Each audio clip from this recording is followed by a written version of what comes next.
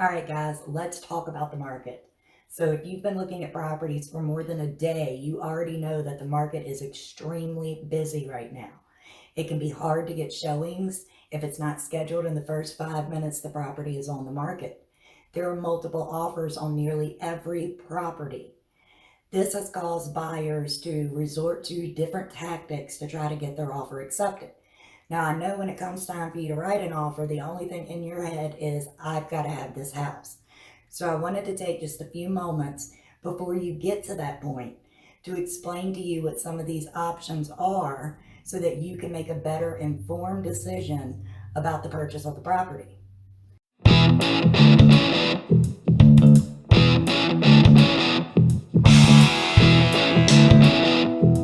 The first one is as is. Now, contrary to popular belief, as is does not equal no inspection. As is means that you are going to take the property in its current condition and you're not going to ask the seller for any repairs. An as is addendum actually gives the buyer a way to back out of the contract should they find things during inspection that they're just not equipped to deal with. The second one is waiving inspection. So when you waive inspection, of course, you're taking the property as is. But once you waive that inspection, you are giving up your right to have the property inspected. Third is waiving appraisal. Now, if you're purchasing a property with a mortgage, you cannot physically waive the appraisal.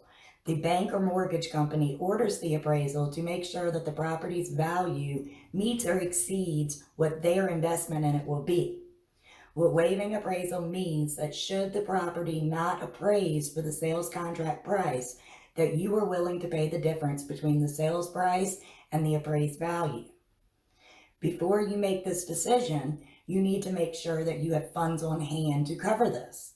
So a property may appraise for $1,000 less than contract price, which is pretty easy to come up with, but it may appraise for $10,000 less than contract price. You basically want to know, do I have the funds to pay my down payment, my closing cost, and this appraisal gap? If the answer to that is no, you should never waive your appraisal. And last is rent back.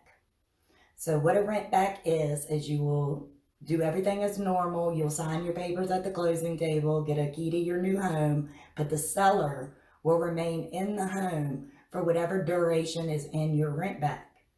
Now, some rent backs have the seller paying the buyer's actual mortgage for the time that they're in the property. Some have them paying a set amount while they're in the property. And getting more popular is sellers are staying for free. Just please note, if you give the seller a free rent back, it means you will be paying the mortgage on the property while the seller is still living in it. I hope this has helped you get a better understanding of some of the options available when writing an offer for a property.